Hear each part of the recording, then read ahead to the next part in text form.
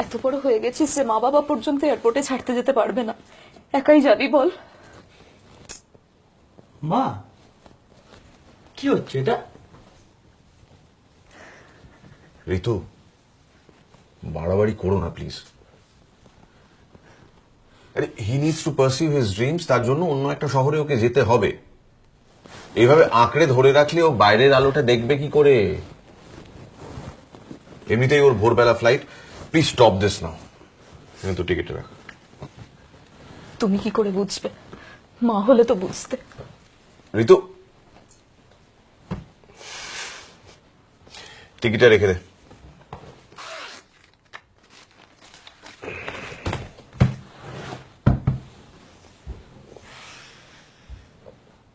ভয় করছে? খুব স্বাভাবিক। But that shouldn't be a reason for you not going. জানি।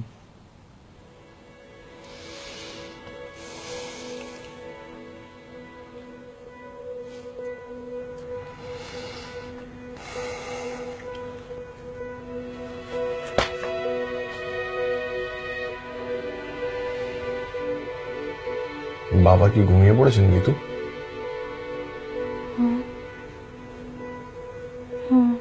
এত রাতে জেগে কি করবেন? ঘুমিয়ে পড়েছেন নিশ্চয়। কেন? না, কিছু না।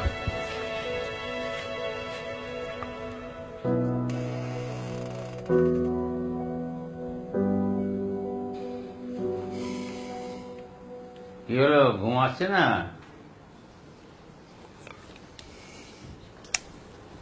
আয়। ঘুম ভাঙালাম?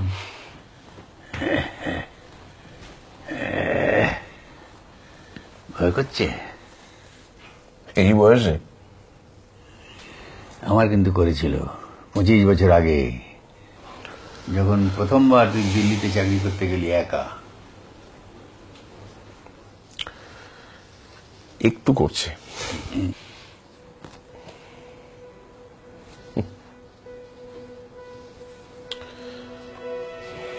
জানো বাবা, প্রথমবার যখন সাইকেল চালানো শিখিয়েছিলে, ব্যালেন্স রাখতে না পেরে পড়ে গিয়েছিলাম কতবার। তখনকার একটা কথা আজও ভুলিনি। যতবার পড়ে যেতাম তুমি তখন বলতে, কিচ্ছু হয়নি, উঠে পড়। তারপর জোরে ঠেলে দিয়ে আবার সাইকেলে আমাকে ছেড়ে দিতে। সেই সময় খুব ভয় করতো আমার, তোমার উপর রাগও হতো, অভিমানও হতো যে তুমি সবটা জানো, তা সত্ত্বেও আমায় একা ওই সাইকেলে ছেড়ে দিচ্ছ। তারপর প্রথমবার যখন পড়লাম না, সামলে নিলাম। সেই সময় দূরে দাঁড়িয়ে থেকে তোমার মুখের এক্সপ্রেশনটা আজও ভুলিনি। যেন তুমি আবার নতুন করে সাইকেল চালানো শিখেছো। একটা কথা বলি, এই যে একা ছাড়ার ডিসিশনটা নেওয়া না অত সহজ নয়। অনেক ভয় থাকে, অ্যাংজাইটি থাকে। কারণ একা চলাটা শুধু সন্তানের জীবনে শুরু নয় তো, প্যারালালি বাবা মার জীবনেও তো শুরু। তো একজনকে তো ডিসিশনটা নিতে হবে। আর এই ডিসিশনটা নেওয়াটা কঠিন হয় কখন জানিস? যখন ভেতরের তোলপাড়গুলোকে লুকোতে হয়। প্রকাশ করতে পারলে সহজ হয়, কিন্তু প্রকাশ করাটা খুব কঠিন।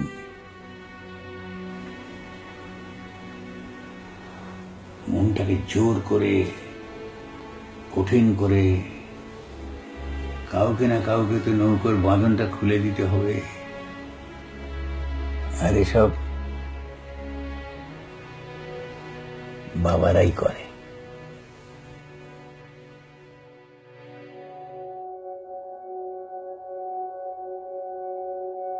আমি তোমায় কোনোদিন বলিনি যে রোজ মাঝরাতে তুমি যখন মশারির গায়ে আমার হাত পড়েছে কিনা দেখতে আসতে।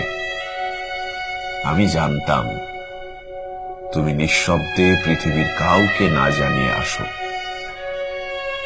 তাই জেগেও ঘুমের ভান করে থাকতাম।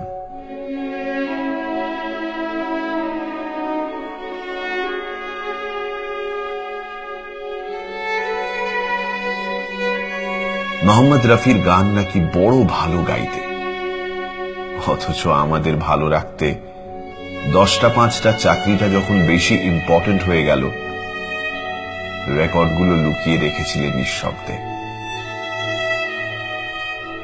রোজ পকেট থেকে টাকা সরে যেত জেনেও কোনো দিন টাকা রাখার জায়গাটা পাল্টাওনি। আমার স্কুল, আমার খেলা, আমার ভালো থাকার মতো তোমার ওভারটাইম, পুরনো জুতো, ভিড়, বাস, এগুলো মেনে নিয়েছিলে নিঃশব্দে।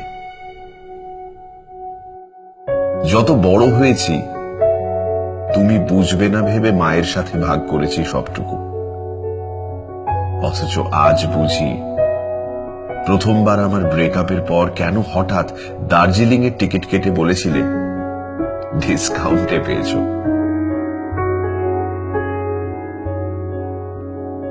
চাকরিটা যখন পেলাম, মা কেঁদে জড়িয়ে ধরেছিল। তুমি কিন্তু খুব আবেগহীন গলায় বলেছিলে, বাহ, ভালো খবর। অথচ যাওয়ার আগে স্যালারির হাফ টাকাটা হাতে ধরিয়ে বলেছিলে, রাখ, নতুন শহর, কাজে লাগবে। একটা অদ্ভুত ফিলিং হয়েছিল। বুঝেছিলাম আপাত দৃষ্টিতে যে লোকটার মন নেই ভেবেছিলাম, জীবনের সব যুদ্ধে হেরে গিয়েও যদি পিছন ফিরে তাকাই সে থাকবে এভাবে নিঃশব্দে। কেউ জানে না, দেখতে পায় না, কিন্তু বাবারা হয়তো থাকে এভাবেই।